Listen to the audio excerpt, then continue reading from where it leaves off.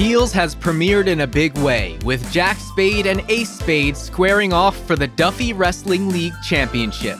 But the finish keeps changing, and with Ace being scouted for a spot up north, Jack goes into business for himself. We're talking Heels Season 1, Episode 1 on Pro Wrestling Repackaged.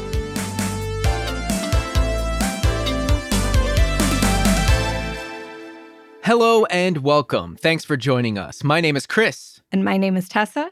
And this is Pro Wrestling Repackaged, where the squared circle meets the small screen.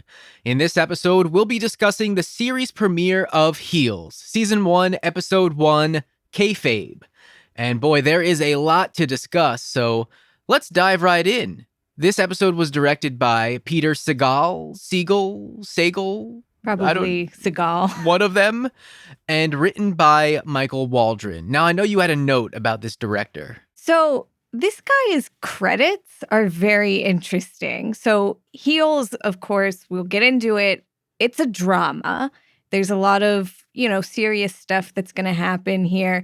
But when you look at the director's film credits, you have the 1995 Chris Farley, David Spade film Tommy Boy, The Nutty Professor 2, Anger Management, 50 First Dates, The Longest Yard, Get Smart, My Spy, starring Dave Bautista. These are all comedies. Tragic comedies, some of them.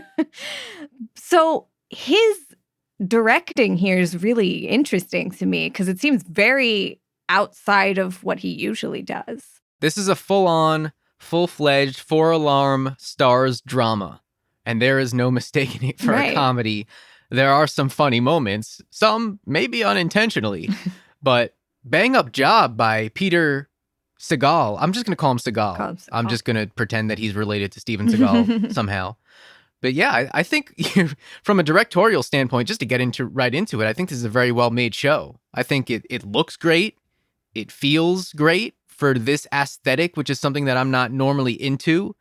I think I was able to get into it right away. I had no qualms about any of that.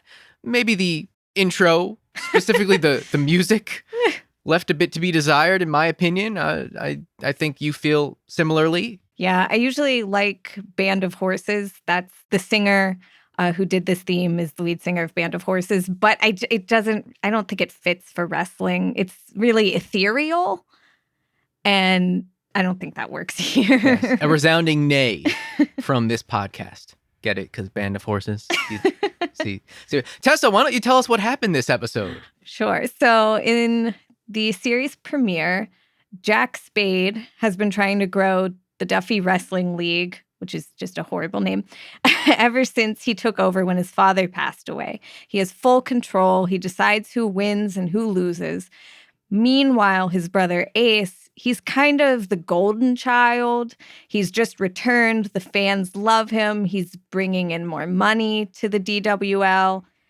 But the big leagues want him, so he probably won't be there for very long. No. He will not. His stay at the Duffy Dome will be quite short. I know you like that name, Duffy Dome. Yeah, I couldn't think of what it kept reminding me of, but then I finally realized I keep thinking of Doug Dimmadome, the owner of the Dimsdale Dimmadome, every single time. Duffy Dome, Dimmadome.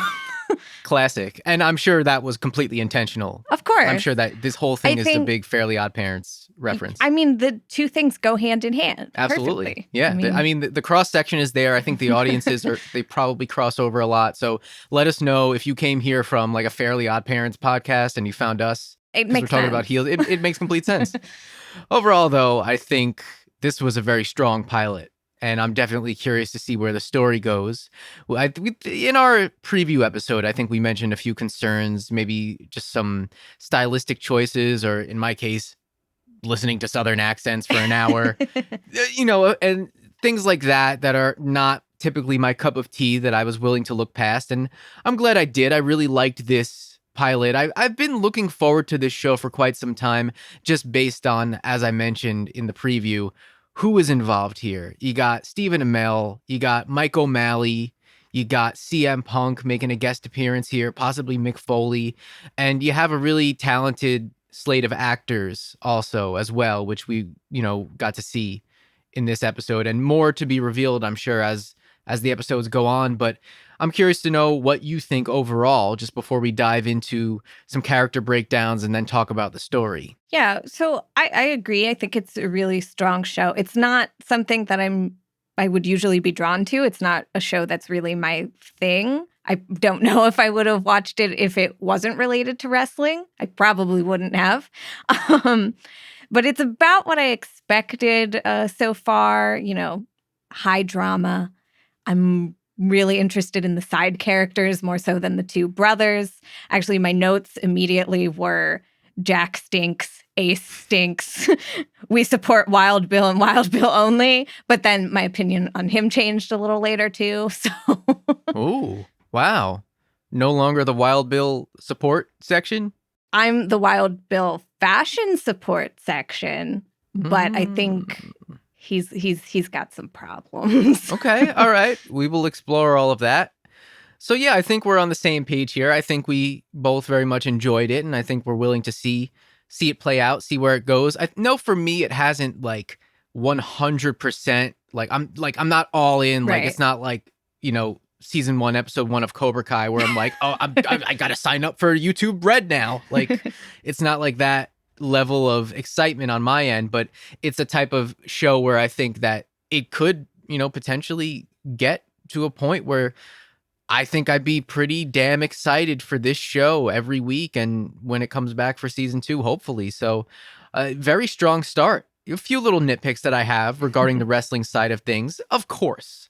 And that means nothing. Like it's a television show. You know, there are so many shows and movies that everyone watches on a daily basis about real life things that are not factually accurate and that are not, I mean, the news. You can watch the news and it's not factually accurate and no one bats an eye.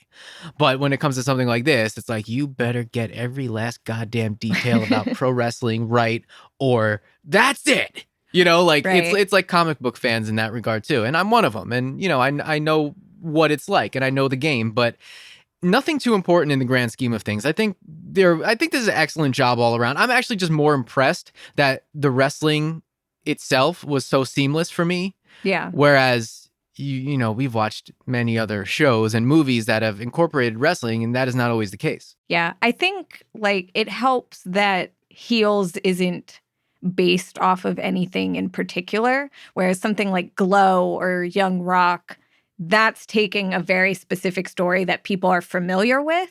Yeah, and the story of the Dwayne family. Yeah. So they can easily nitpick that. This is a completely different thing. Whereas, you know, it is trying to very accurately, I'd say, portray wrestling. And I think it does a pretty good job so far, anyway. I agree.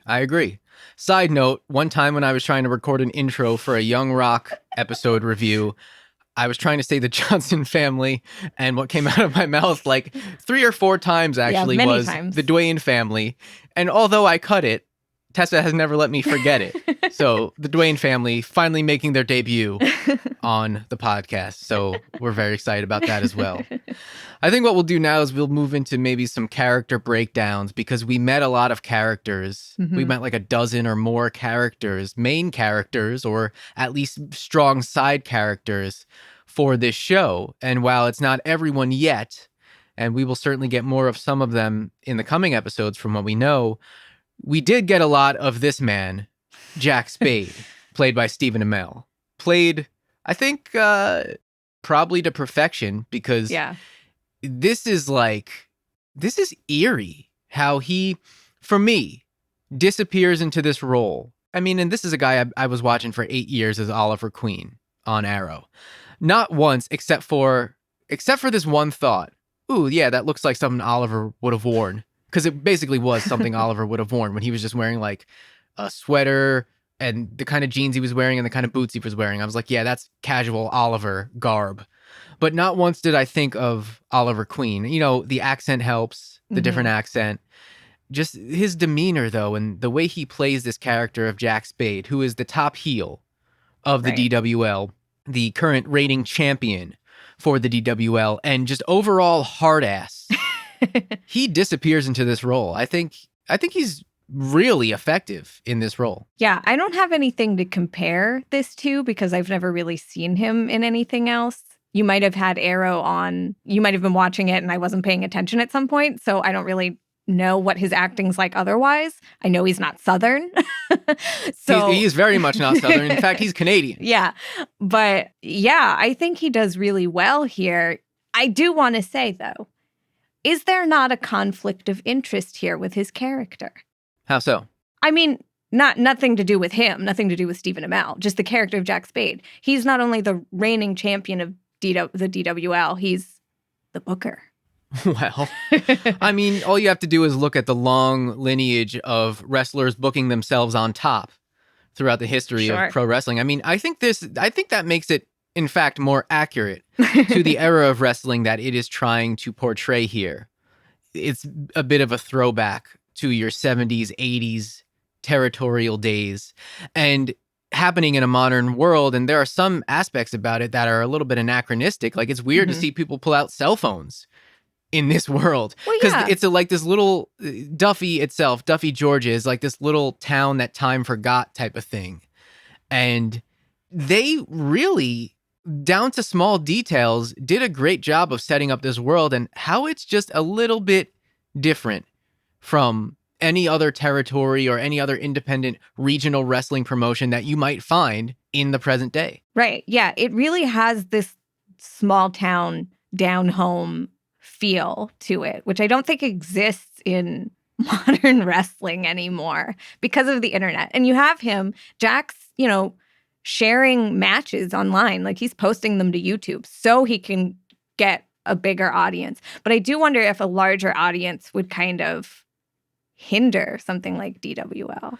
And that in itself feels anachronistic because, to me, a guy like Jack Spade, it's this small town mindset that he seems to carry with everything, and this mindset of tradition. It almost feels like he wouldn't want to put his matches online. It almost feels like he'd be like, no, you come to the Duffy Dome or you don't see it.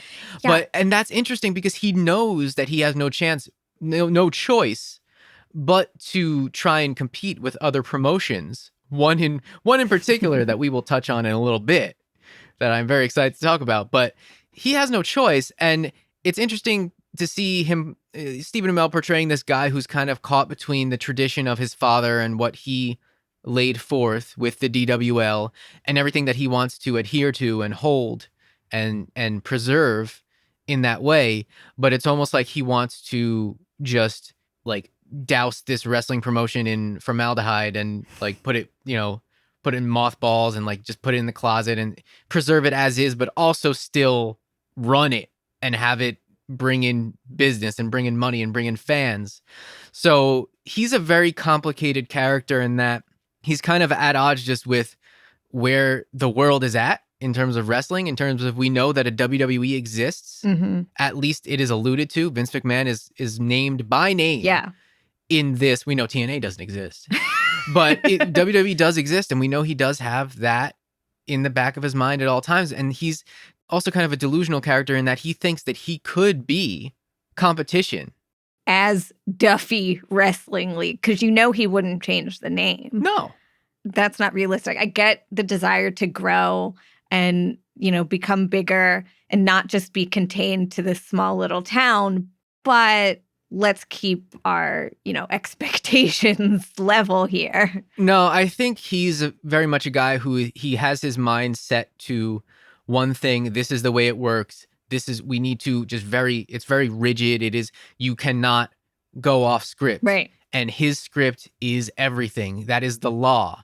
And that's one thing that I think some people have been kind of dunking on, early on in the reaction to this show is, we've seen the meme of him writing choke slam. And really the thing that bothered me was the space in between choke and slam. It's one word. But if you can get past that aspect of it, of where, he's sitting there writing out a script for a wrestling show, writing out sequences and moves in the typewriter font just to make it feel a little bit more. I'm surprised he's not using a typewriter. He seems like that type of guy. No, he's got his MacBook. He seems like he'd be using a typewriter, but he needs to stick to the script because he needs to maintain control. And the aspect of control is something that I'm sure we'll see explored very much in depth with this character because he is all about the control.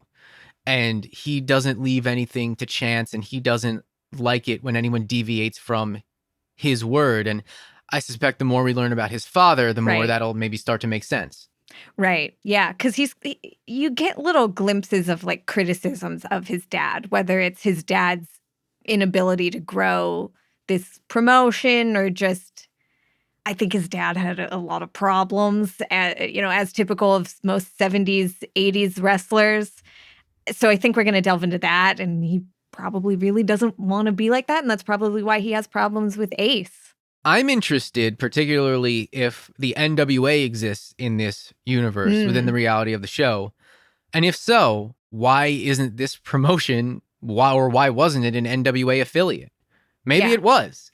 But it seems like the type of thing where it's like, it's kind of this like outlaw promotion. It's its own thing. It has its own dedicated building. And that type of thing where it kind of feels like, it's us against everyone else. And I think he has that mindset. So this will be a very complex character, maybe the most complex of the show. Definitely, I think Stephen Amell is up to the task here. I think he did a great job portraying even just what we know of him just from episode 1. I think he's knocked it out of the park so far. Yeah, I still don't like this character. I was worried that I wouldn't, but by the time he was mean mugging those kids on the side of the road and making them run away, I was like, okay, this is kind of actually fun when he just craps on people and works the gimmick throughout his life. He has his moments, but like overall, I don't think I'm gonna like him. Okay. Well, we will see. We shall see. But now we will move on to the other Spade brother.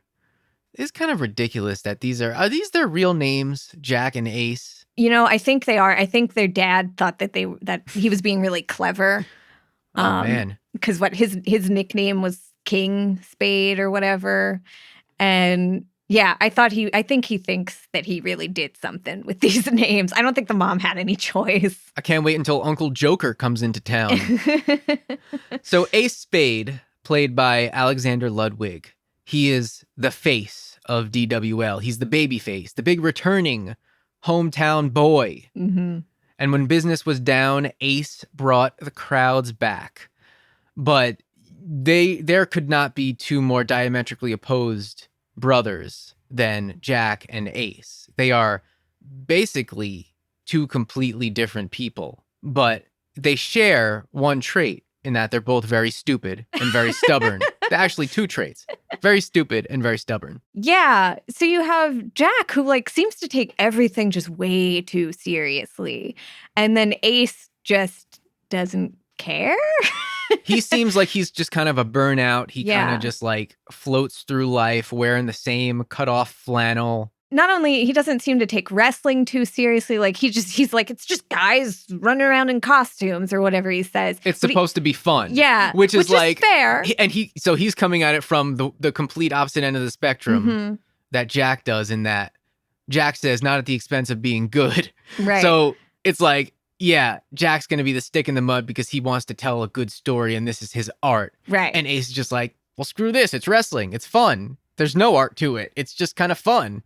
And they both have good points here, but I think so far they're both trash. Yes. And as we will see over the course of time, if they're able to come to the middle and meet in the middle, that is where you get the best of both worlds, and that's where you find balance. So I'm very curious because I predicted in the preview episode, eventually they're going to have to work together. Eventually they're going to be aligned at some point. I don't know if it would happen this season or next season, but I'm curious to see where they go with this, because the way they leave this episode with Jack going into business for himself, right? That seems like it would cause more of a rift than anything. That felt more like a season end. Yes, but we're not quite there yet. But Ace, he is just a wild man. He kind of looks like a cross between Edge and Heath Slater. And then you learn that Alexander Ludwig, he worked with Edge on Vikings and they're friends, and he went to him for advice. So I wonder if he was a little inspired by the rated R superstar. Ooh, maybe Jack is going to bring in a character played by Edge as like fake Ace. Like, remember fake Diesel and fake Razor? Ace goes up north and he brings in fake Ace. Oh, that'd be funny. That'd be pretty hilarious. But yeah, so even just physically, they are very different from each other. Ace has got the long blonde hair, and Jack has got this shaved head. He's all business. There's not a lot of flash to him. Mm-hmm. The only thing is that he wears a leather vest that makes him look like he's a member of Aces and Eights. I guess pun intended. Yeah, I mean, probably. And then you have Ace. He's got tattoos. He's a wild man. That's like the sign. He's got long hair and he's got tattoos. He's the rebel. Yeah. But the good guy. But the good guy. And the fans love him, and he is clearly the most popular wrestler. At least from what we have seen in the pilot, he is the most popular wrestler. But again, he doesn't take any of this anywhere near as seriously, and this is not as important to him, maybe in some aspects. But I think the fact that Jack has taken everything on himself has very much freed Ace up to be this free spirit. Right. And, it makes me wonder, where was Ace prior to this? Because he's clearly a trained wrestler. Jack, when he talks about him, kind of makes it seem like he's a nobody and he's brand new to everything. But clearly this was an anticipated return. I wish we could have seen like that. Here's what DWL was doing prior to Ace. Here's what happened when he just snaps back. I'd like to know where he was before. Yeah, still many blanks to be filled in, but they've got, 7 more episodes to do so? And these are pretty long episodes. Yes. So I will say it didn't feel quite as long as it was. I think it flew by pretty fast, and we watched it twice, actually. So I think that says a lot about how strong the pilot was. But we'll move on now to Jack's wife, Stacy Spade, played by Allison Luff. So she's just one of the most solid humans. I think probably the most solid human that we have met so far in this universe, in Duffy. And she's very frugal as well. She is a notable penny pincher. She refers to herself as the penny pincher of the family. And you know what? Times are tough. Yeah. Your business is down. Only because of your brother-in-law, you're starting to pack out the house now. But still, you can't just be buying fog machines and GoPros willy-nilly. You got to tighten up. And it's not like the building is in great shape. It has a leak in it, as we know. So Stacy is just, it seems like she'd be very frustrated trying to deal with Jack and rein him in from these unnecessary purchases, or he's not shopping around, he's not getting the good deal. She's got the coupons. She's got a whole coupon book. And it's not only that, it's not even just like he's spending all this money on wrestling. He's not focusing on anything else. And she wants that time for the family. They don't seem to do anything together as a family, except sometimes he goes to church with them. Right. And even on those days, because that's match day, he's kind of all over the place and just thinking about wrestling. She wants this connection. She wants him to even just save some money to buy their son a baseball bat. But he's just like, nope, need those fog machines. Yeah. Wrestling is the number one priority for him, Everything else, his family, his wife and kid, comes second. But for Stacy, I mean, she adores her husband. Mm-hmm. And all she wants is, to spend a little bit more time together. Go make out in a movie theater like they used to, before they had a kid. They're at the point now where their kid is, he's probably like 8, 9 years old. Mm-hmm. They don't need to be constantly parenting in the way that you do when you have a younger kid, a kid that's younger than that. So she wants to kind of rekindle the flame a little bit, it seems like. And, she tries to right before church, I mean. Which led to my least favorite quote of the episode, which we will never utter on this podcast. Thank you very much. But yeah, Stacy, she's just she's kind of like a ray of sunshine. She's she's like the complete opposite of Jack in that, she lights up a room when she walks into it. And when Jack walks into a room with Hardcore Holly's theme playing, he just completely... The mood changes, and it's like someone pulls the power cord out of the jukebox in a diner. It's like that's what it is. Yeah. He walks in, and it's like Biff Tannen walking in. I really like Stacy so far. I'd like to see more of her. I think she's probably going to be one of the smartest characters we see on this show. And she's just trying to live in this basically just a sexist city that is Duffy. Because she even is like, let me go back to work. I'll help. And he's like, no.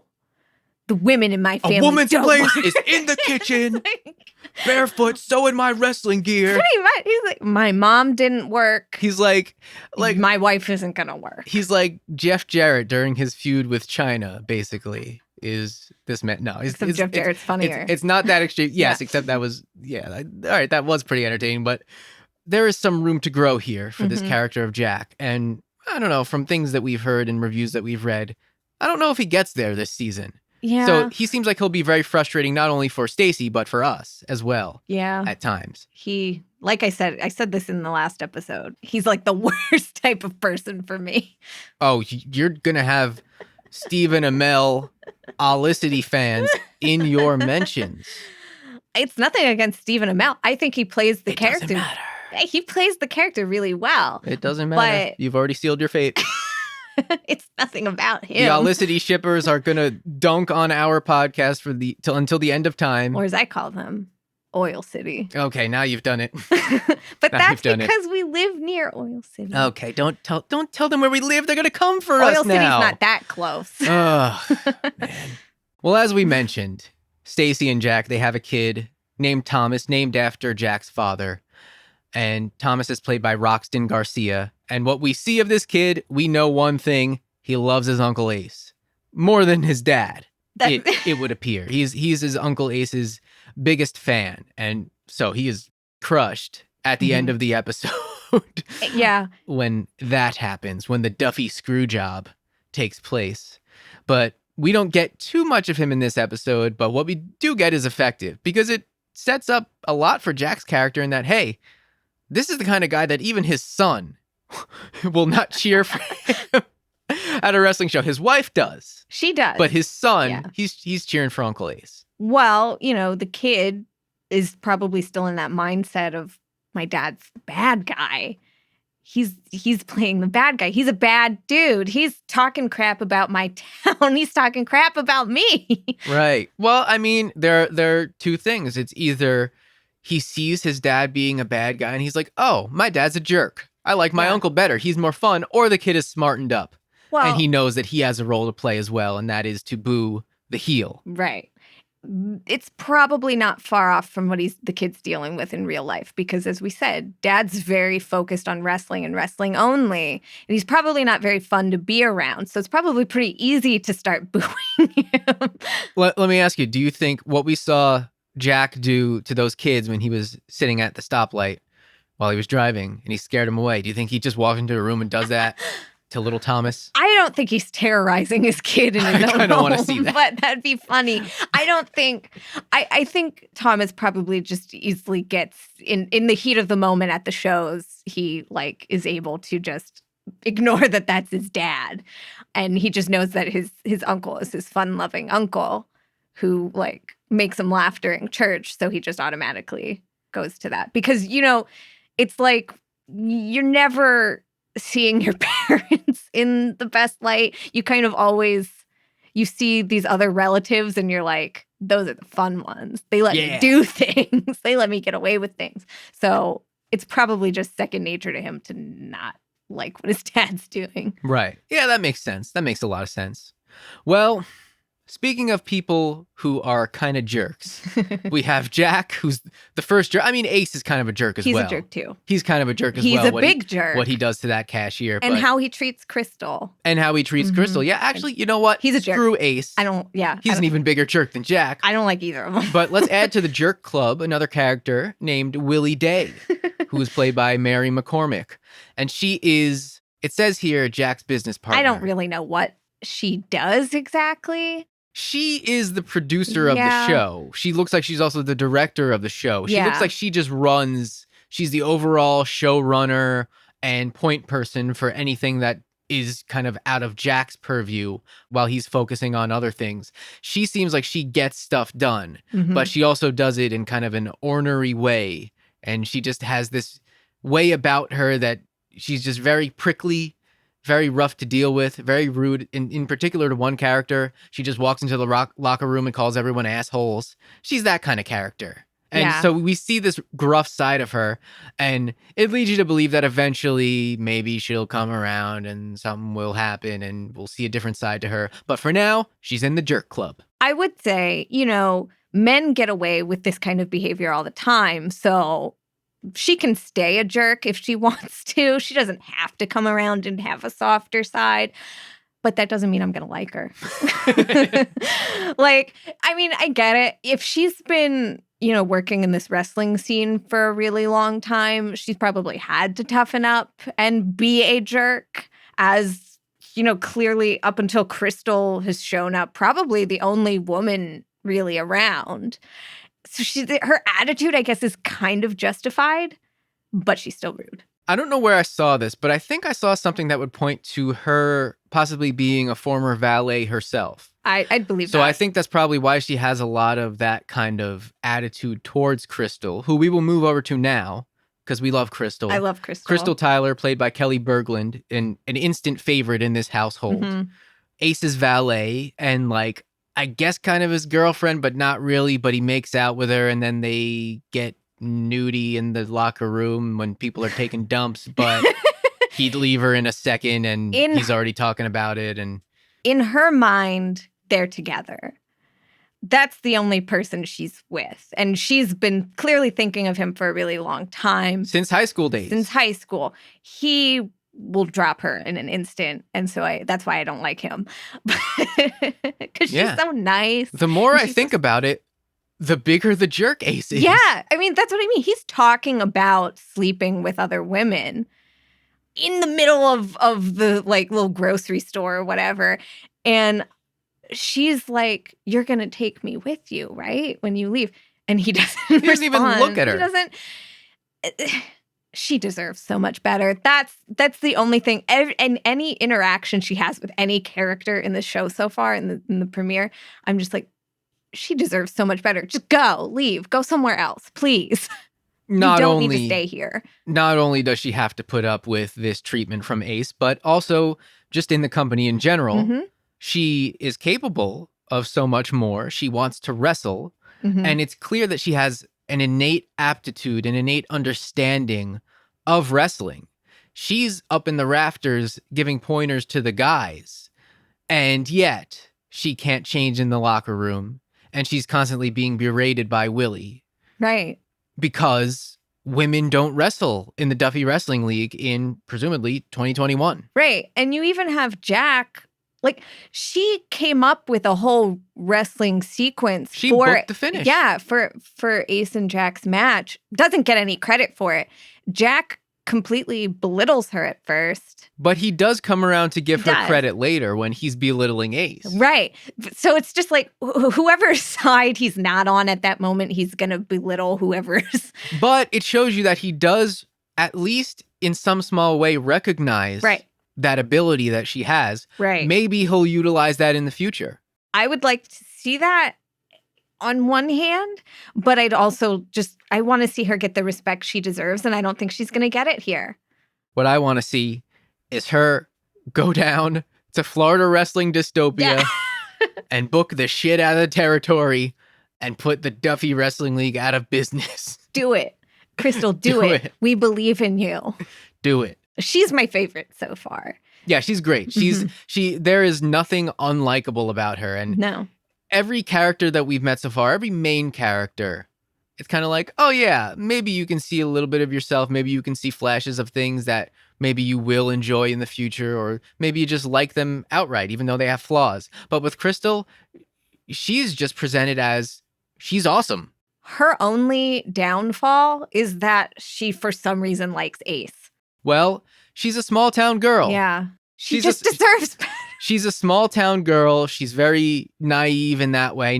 She doesn't seem completely naive in life. She seems like she can fend for herself. But in this way, she clearly fell for this guy early on. She saw a vulnerability in him, and that is what attracted her to him. Not the big persona, it's the vulnerability that she saw in him, and that he, much like his brother, it's not a common thing that you see that often. He won't even look at her and be honest with her about his plans, about what he's going to do. So I could totally see how, she could feel one way about a side of him that maybe we haven't even seen yet. My hope is that, by the end of this episode, we see that she kind of finally gets that he's probably not as into her as she is into him, that maybe it kind of clicks for her, and we'll see her kind of not just be falling all over him in the next episode, but come on, Crystal. Come on. It's time to reshuffle the deck. Come on. Pick a different card. Let's move on now to some of the members of the DWL locker room. First, let's start off with Rooster Robbins, my personal favorite so far, played by Alan Maldonado. And Rooster Robbins immediately stands out because I think he's the most charismatic of the bunch here. Yes. And he's definitely got the wildest gimmick of the bunch. And he's just very entertaining, very funny, very quick wit, very, he seems like he likes to run his mouth, but in a different way than Jack and Ace do. I could just listen to him talk all day. Yeah. I don't really know what his gimmick actually is. He's a rooster. Right. Allison Chains wrote a song about him. We don't really get a sense of what he does, who he is yet.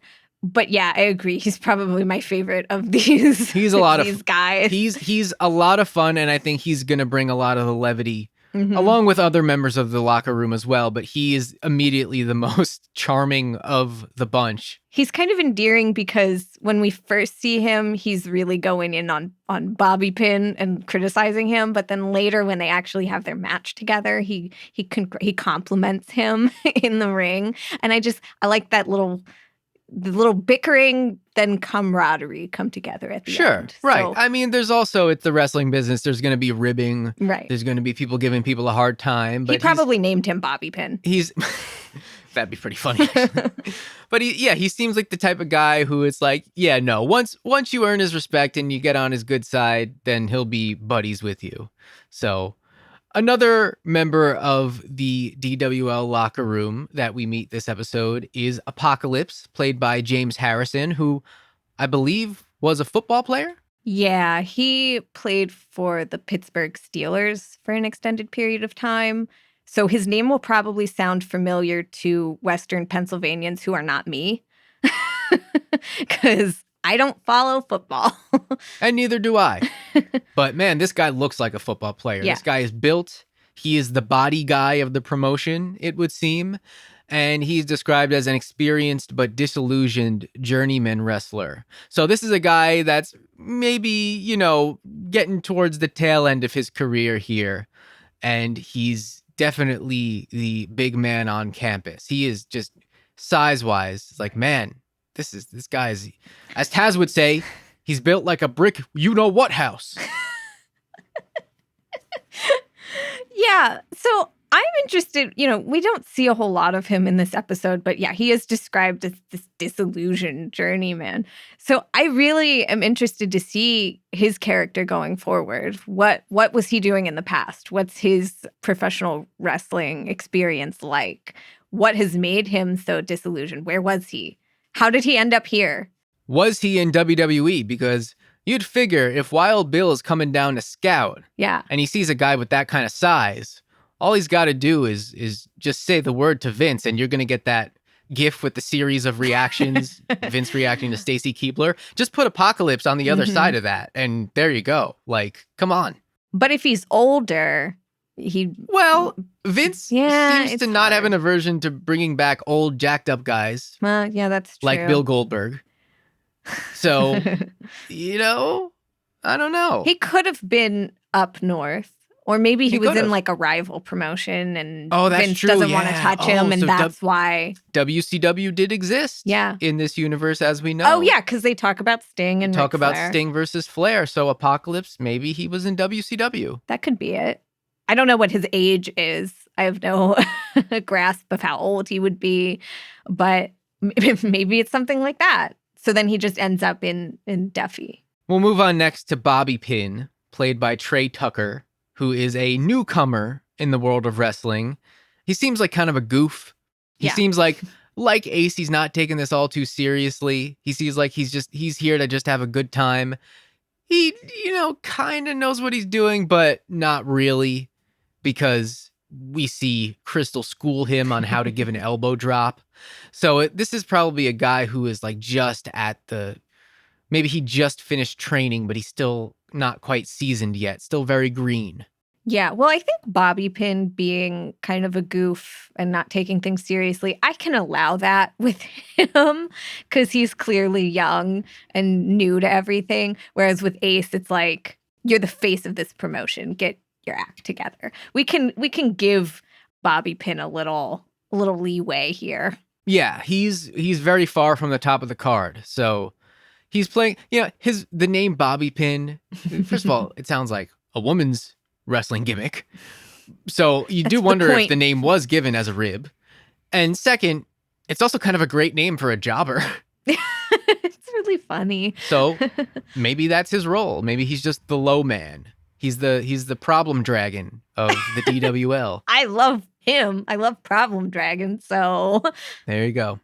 Well, we'll move on now to one of the bigger personalities that we met in this episode, Wild Bill Hancock, played by Chris Bauer. played I think masterfully by Chris Bauer. Yeah. And this is a former star. So this is someone who was a genuine star in wrestling. He came from the Duffy Wrestling League. He went to the big leagues, and now he's playing the role of talent scout, and he's coming back to look at Ace. And he is an 80s wrestler. Yeah. If ever there was one. Yeah. I think he is everything that's wrong with the 80s wrestling scene. He comes in, he's popping pills. He's encouraging the young guys like Ace to pop pills. He has a sex tape out. He seems like he's an amalgamation of several 80s wrestlers. Knowing Chris Bauer's influences just from watching an interview that he did, it's very clear that he is a student of particularly this era of wrestling, and he's paying very fine, very close attention to the small details, and I think that's part of what makes this character so wildly entertaining. He's the epitome of trash, and I do like my trash characters. You do. I do like trash characters if they're like largely charismatic and they're big characters. Whereas like with Jack and Ace, I'm just going to be annoyed with them the entire time. When you have Wild Bill, his name's Wild Bill. His name is Wild Bill. His name is Wild Bill, and he's dressed the way he is. And it's just hard not to like him in some way. Yeah, when we were first seeing promotional photos and social media photos for this show, he's immediately a guy where you're like, oh, wow, what's this? I was instantly drawn to him. Like, I hate him as a person, but I love trash. So I love him? I guess you do. But I hate him? Well, love or hate or some weird amalgamation or something in between, he is going to be a very special fixture on this show because he's getting his own little segment. And what better time than now to officially have the first edition of the Wild Bill Fashion Report, or Wild Style, as we can call it. Yeah, so he shows up in this first episode. He's eye-catching. He's stealing every scene he's in just by wearing what he is. He's got a cowboy hat. He's got a snake skin suit. Hopefully, I'm vegan, so hopefully it's fake. It's probably isn't because he's trash. It's a look. It is a look. It is a look. Eye-catching. Beautiful. Amazing. Are you going to give any kind of rating to these looks? Is there any way we're going to keep track of these? like how many snakeskin suits out of 10? Out of 10? I think this is our first look at him. I think you got to give it a 10. A 10? Oh, wow. I mean, there's nowhere to go but down. I mean, that's what I'm saying. The outfits I've seen in other like promotional photos, not as good as this one. Okay. He could just steal it again. Like, they're all pretty good just by virtue of like, I think just his character. Like, he wears it well just because it's who it is. Because that's part of what makes it. That's part of what makes the outfits. But this might be the best one. Okay. We'll see. He came to episode 1 with his A+. Yes. So I guess we'll see the trajectory of... But like, along with, him being who he is and what he's wearing, nobody outside of the wrestlers is really paying attention to him. And that blows my mind. Oh, yeah. He's just kind of standing in the crowd during the actual show. And no, it's not like people are walking up to him asking for autographs. If this man showed up, like, number one, he came from here. His face is on the walls. They have a whole billboard in town, not promoting current shows, but promoting his matches that he had with Jack and Ace's dad. But nobody's fawning over this man. If he walked into my small town, everybody would be looking at him like, huh? That's one of the things where I'm like, this doesn't quite make sense because it seems like he'd be a local legend and he made it on the big stage. Yeah. I don't know. Maybe current audiences just don't care that much. But I don't know. Look at him. I don't know. I'm sorry. If a man like that walks into a little town, number one, is not only a star from that town, but he is dressing like that, more people should be looking at him. Okay. I'm offended on his behalf. Maybe he was mistaken for Vinnie Paul from Pantera, which is... who he immediately just gives me the vibe of. Maybe it's the hat. It's the hat. Hair, the big head. Everything. Just like a snakeskin Vinnie Paul. It's like a mixture of like Vinnie Paul and Jimmy Hart. It does give me Jimmy Hart vibes with like the suits. Like he's a good mixture. He's like an amalgamation of 80s wrestling. Mm-hmm. Just like if you could just spit out one person to embody 80s wrestling. That, by the way, is like the word of this episode. What? Amalgamation. What is it? How do you pronounce it? Amalgamation? You've said that like 20 times. Well, the joke's on you. I'm going to go edit out every other instance so you sound like a weirdo. Let's move on now from Wild Bill, who I think we've spent the most time on at this point. I love him. Let's move on now to the complete opposite of Wild Bill, Big Jim Kitchen. Mm-hmm. Just a solid guy, just a nice guy, played by Duke Davis Roberts, and boy, that's a name. It sounds like so many things. It sounds like baked beans. It sounds like, I don't know, Duke Davis Roberts. It's a name. And you gotta do all three. DDR. DDR yoga.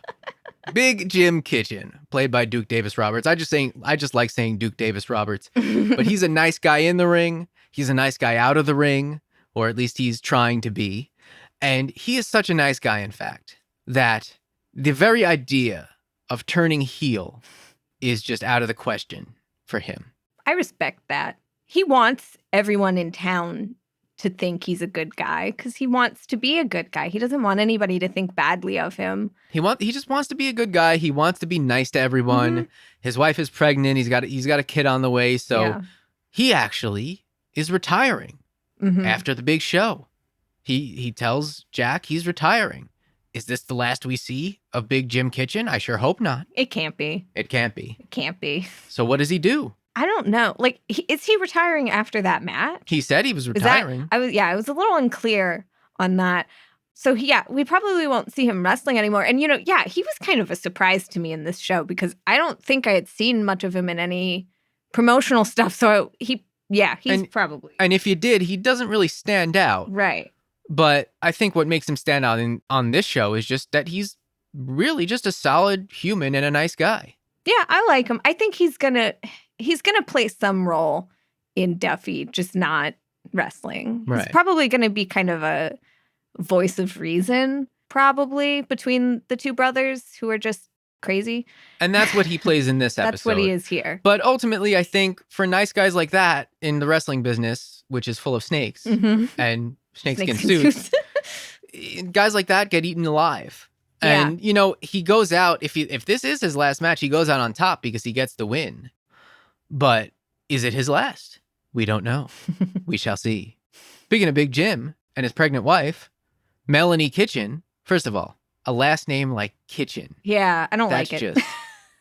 That is like true small town. I know you don't have any control over that sort of thing. Played by Erica Pappas. Any relation to your family? If her family's from the same island as in Greece as mine. Maybe. Big Jim's very pregnant wife, who she's kind of the audience surrogate here. Yeah. She is not smartened up to wrestling, or at least not fully smartened up. So she has a lot of questions. Which is wild to me because she's, again, very, very, very pregnant. I'd say probably, if not the full 9 months, very close. So she's been with him for how long at this point? And she's still confused by everything? It's not like she's a brand new girlfriend coming around. Where maybe she is. We got maybe he knocked her up right away. But she's had like a good 9 months to figure this stuff out, and she's asking questions now and confused by kayfabe. To be fair, wrestling is a very bizarre and confusing thing. But so I'm glad that they do have an audience surrogate character here for the people who are watching the show who aren't obsessed with wrestling to actually answer some of their questions that they might have, you know? Yeah. Although, just kind of, don't call it fake. That whole thing. So, okay, I think everyone kind of knows at this point. That's the joke. It's not fake. It's predetermined. You know, that type of thing. So it's like, I'm glad we got a little bit of that out of the way. And I don't know how much of an audience surrogate that she will continue to be. But yeah, Melanie Kitchen. Very pregnant. That's the big note about her. Very pregnant. That's kind of like really all it is. She's got to have triplets in there. And like, that's part of the reason why Big Jim over here is retiring. You know, she thinks wrestling's dangerous.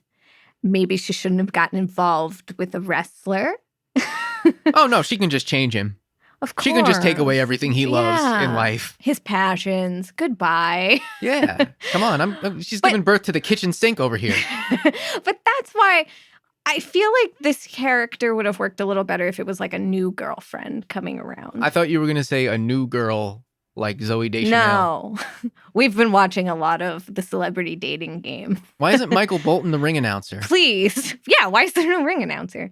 Yeah, why isn't there a ring announcer? Michael Bolton's available.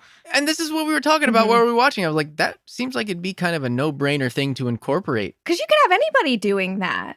You could have anybody coming in and doing that. That's like a stereotypical thing about wrestling that you would think that they would want to portray. It's interesting. Maybe no ring Big announcer. Jim. Maybe they had to fire the ring announcer. Maybe they weren't making enough money. Yeah. Maybe Big Jim will come in and just volunteer his Sunday nights. Or maybe his wife will be the ring announcer and she'll just like dunk on everything.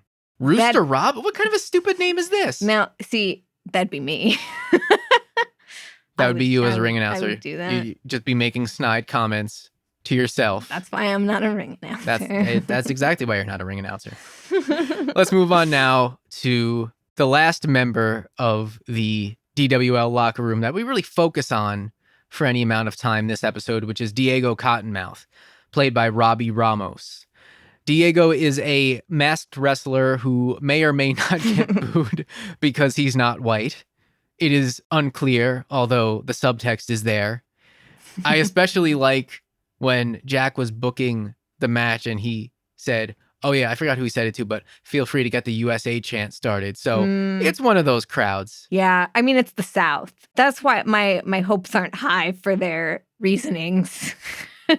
for Diego here being the bad guy. I just get a vibe. We don't see a lot of him. We don't see a lot of crowd reaction. I think he had an autograph signing, though, outside the show. But I don't know. I get a vibe from this whole scene. Yeah. You know, we get the sexism already.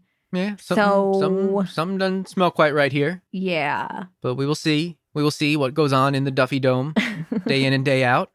But it seems like Diego is there to be another instance of comic relief in the locker room. And that's very welcome, I think, in a show like this. You got to have your guys in the locker room be a good time. Right. Or else, you got to have your Bobby Pins and your Rooster Robbins and your Diego Cottonmouth. Apocalypse seems like a more serious dude. But we know at least the majority of the locker room, they seem like they're having a good time and it's a party in there. So that provides a lot of the levity of the show. As time goes by, I'm sure we'll meet some more members of the locker room and we'll get to know more about their personalities. But for now, the only other character that we really get a sense for in this episode is not a wrestler, but a promoter for a rival promotion. A promoter named Charlie Gully, played by Mike O'Malley himself. When I realized this, I could not believe it. I didn't realize he was playing a character. And this might be my favorite character of the entire show, to be quite honest. He's going to be on like Wild Bill level. It is good. He might even exceed it. Yeah. He is the promoter of Florida Wrestling Dystopia, which, first of all, let's all just take a moment and just examine those 3 words.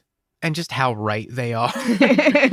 Florida Wrestling Dystopia. There's just, the jokes write themselves there, but it's great. And the best part is that when we see Florida Wrestling Dystopia, when we see a little promo video for it, it's footage of TNA. And not current TNA, not Impact Wrestling, but like TNA from 2005 with Samoa Joe. Abyss versus Samoa Joe. You see clips of Rhino, maybe some other guys in there. Man, TNA repackaged in the world of heels as Florida Wrestling Dystopia and playing up the violence of it, showing clips of like Samoa Joe and Abyss using thumbtacks in matches and kind of just painting it as this car crash promotion, this hardcore, like almost ECW-esque promotion. And it's so funny to me because, again, this is the competition for the DWL, and Jack's just like brushing it off as, it being just like a car crash. And it's like, this is footage from over a decade ago. This isn't new. And we're still talking about this being in like 2020, 2021. It's standard definition footage. That's how long ago it was, which is just kind of hilarious to me. And it just makes it even better, I think. I am all in on Florida Wrestling Dystopia. I hope we get to go to the whatever their version of the Impact Zone is. I guess I hope we get to see that. We got to, but who's going to be wrestling, considering we've already seen the commercials for it? Oh my God, if they bring in Don West to like do commentary for Florida Wrestling Dystopia. That'd be funny. Oh man, I hope Don West is doing okay, by the way. Yeah, I like Don West. So that completes our section of character breakdowns here for this episode, and there are probably a few more characters that we'll meet along the way. There's a certain Ricky Rabies that we have yet to see. Very much looking forward to him. But for now, let's do a little bit of a deeper dive into the main story of the episode, which is really the feud between Jack and Ace for the DWL Championship. Yeah, so much of this episode is Jack trying to book this match. He's taking his laptop pretty much everywhere he goes. Maybe he's not taking it into the shower or into church. He wasted a lot of water, by the way. He did waste a lot of water. I don't know if he ever actually took a shower. You would think that his penny-pinching wife would have told him to turn it off. Maybe they have well water like my family. Now we're just getting into the fine details here. But yeah, he's just trying to find the perfect finish for this match. And the finish just keeps changing as we see. And he even runs another finish by Big Jim. But what we eventually see is him throwing all that out the window and going into business for himself, ultimately. Yeah, it's funny because he keeps asking, like, everyone who should win. He's asking his wife who should win. He's talking to Willie about it. He doesn't, he knows who's going to win. It's him. He knows who's going to win. I don't think that's ever in question for him. Like, there's just this constant question. Is it Ace's time to win? Should he wait his turn like everyone else? And Jack's just like, what makes most sense for the story that I'm trying to tell? Narrative. And he hits that T real hard. And it's like, buddy, you know what works for your narrative. It's you staying champion. Well, and this is where I kind of agree with him in one respect. And this is kind of retroactively because at first he's just like, no, I win because I win. Right. And then it's like, no, I win because you're leaving. And I have a show to run next weekend, and I have a promotion that I have to keep running, and I need to pack these fans in, and I need to keep telling a story. And if that doesn't include you, I'm sorry. I'm not giving you the belt so you can go walk out on NXT with the DWL Championship as if anyone would give a shit. Right. Yeah. So, like, it's a case of, if Ace wins, he looks great, and he's leaving immediately after becoming champion, and maybe... I don't think he'd take the belt with him. I don't think it'd be a case of that. But he would leave immediately. He made it really clear that he was going to go instantly. Well, if he loses, he just doesn't look as good. Ultimately, I think what happened here is Ace screwed Ace. Yeah, because he has like the biggest ego. He doesn't really care what happens in Duffy, I don't think. And Jack is just constantly thinking about it because whatever happens, he's still here. He's not going anywhere. He's not being scouted. Right. There's probably a lot of bitterness. Well, yeah, because Ace has to remind Jack right in Gorilla, but right before they go out for the match, I win because I leave here. I get out of here and I go up north, and you're just going to be here. And it's almost like this belt that Jack has is this albatross that you kind of get the sense that, sure, he does want more, but also he doesn't want to just go somewhere else. He wants more for the promotion. Right. But he's bound to this building, this very small fan base, but very loyal fan base, at least when they're interested in the product, when they have a guy like Ace around. But these autograph signings and the merch stands, and this all looks like it has a kind of a rabid fan base. And it looks like this promotion does have a pulse. I'd be interested to see if we get to, see a portrayal of what it was like before. Yeah. Before Ace came in, for that comparison, because all we've ever seen is this promotion running on all cylinders. It sounds like even before Jack took control, the DWL wasn't really making a whole lot of money. He says, my dad didn't know how to grow. I'm trying to grow the DWL and get people to see it. So he's just really passionate about this specific promotion. And I think that's fine. I don't think every wrestler needs or wants to be in the big leagues, but he wants to become the big league. He thinks that the Duffy Wrestling League is going to become a nationwide, if not international promotion. Which I said before, with that name, no. The Duffy Wrestling League. You're going to have to change it. That's another one of the things I've seen people dunking on. Like, the Duffy Wrestling League, LOL. I think that's kind of the point.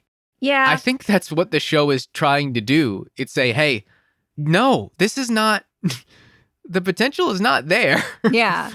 But this is a guy who's going to fight tooth and nail for this to the extreme of shooting on his own brother during a main event title match and effectively killing his own town because they both get doused with trash after he shoots on Ace.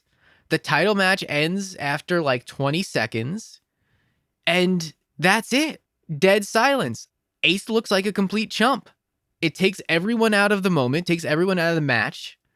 They're all they seem more disappointed in Ace than anything. Right. And he's just kind of this laughingstock now who was screaming for his brother to stop hurting him like they're kids playing in the backyard. It's great, though, in the sense that we had Jack earlier saying that he always thought submission finishes were really like unrealistic. He thought they looked fake. And so he's tapping out. That's what I'm going to do here. And it's also interesting because previously we had Wild Bill talking to Ace being like, you have to, show that you mean business here. So if your brother's not going to let you win this title, you make him see you. Like, you stiff him in this match. And I think Jack probably felt like Ace might be doing something to him. Like, he didn't hear that conversation, but he knows Wild Bill's here. Something might happen in that match. Like, Ace might have done something to him. You can't trust people. I don't know if this was a well thought out decision for him. Yeah, I mean, it couldn't have been, because it seems like he made it right then and there, walking down the ramp to Hardcore Holly's theme. Seriously, though, why did it sound so much like Hardcore Holly's theme? And it's like, of course, this guy, this bully, would be coming out to Hardcore Holly's theme. Someone needs to ask if that was on purpose. If that was intentional, yeah. Ace has got a pretty fun theme, though. It's like a throwback to 80s metal, like just the vocals and the lyrics, you know. It's great. It's fun. And again, completely different sides of the same very stubborn and stupid coin. But you got to wonder now, with Ace looking like a chump, and you got to figure that spot up north is off the table, because word's going to get around, and who's going to want to book this guy? Who's going to want to work with this guy? And Jack now has the tough task of bringing people back into the building and telling them a story that they want to see play out in front of them after this colossal disappointment in the main event of this big show that everyone's been looking forward to, because they have a red hot babyface and he just killed it.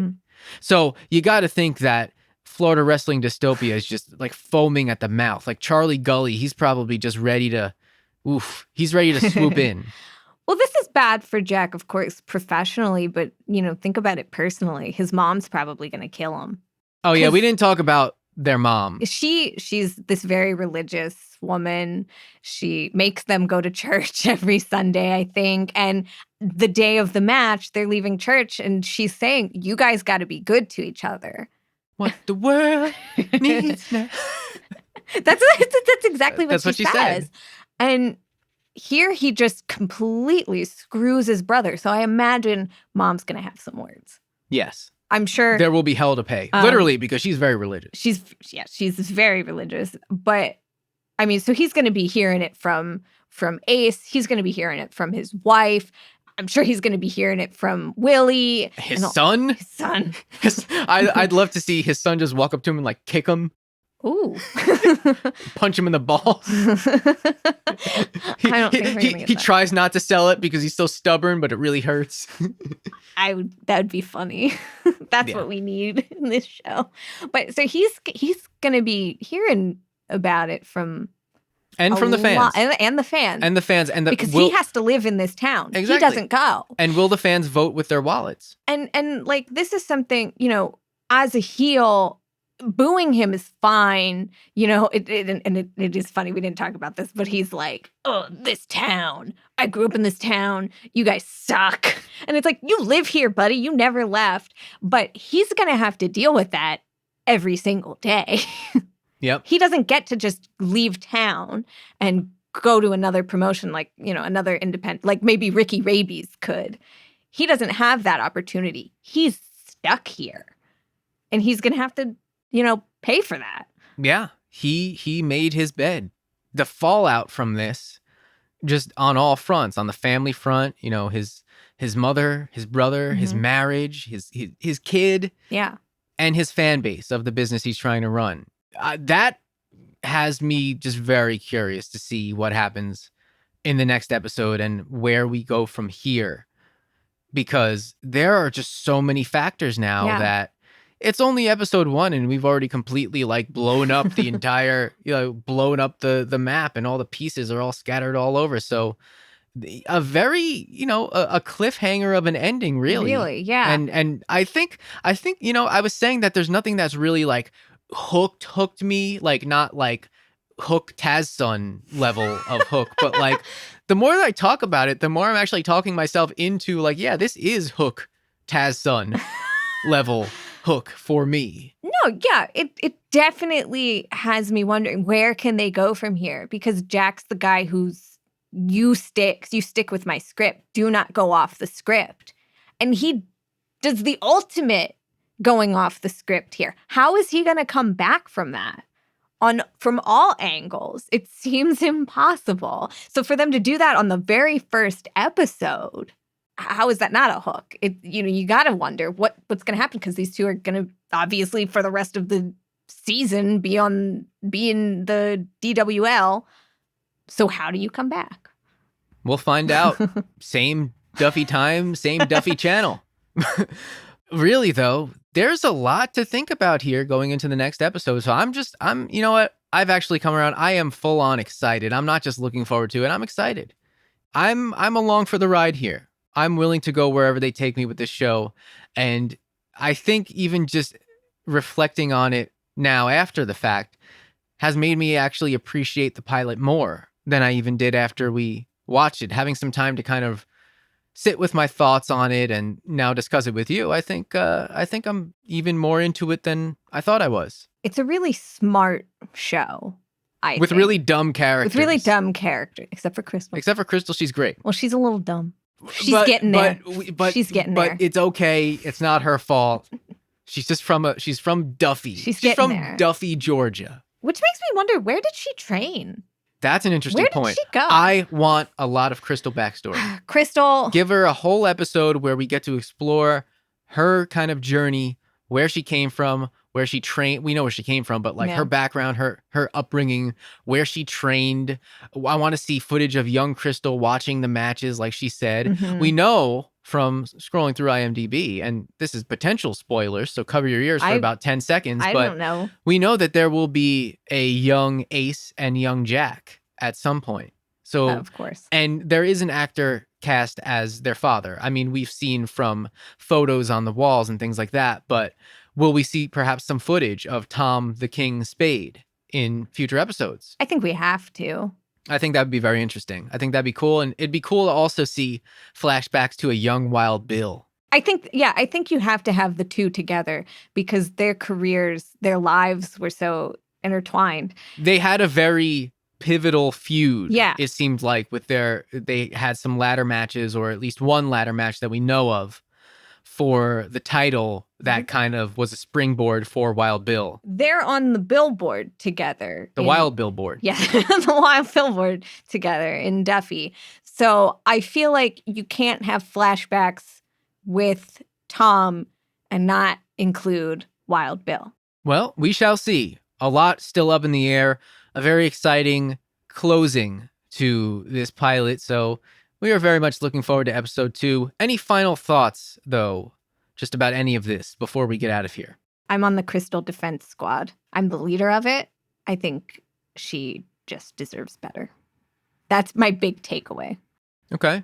I'll co-sign that. And I'm also on the Charlie Gully Defense Squad, although he doesn't need defending. I don't think he needs it, but I just Florida wrestling dystopia. The more I say it out loud and think about it, the more I'm just endlessly fascinated by this little. And I don't know how much we will actually get of Florida wrestling dystopia, but the more the better. So bring it on. We have to get a good amount. That's what I say. They can't tease us like that. They can't do that to us, but.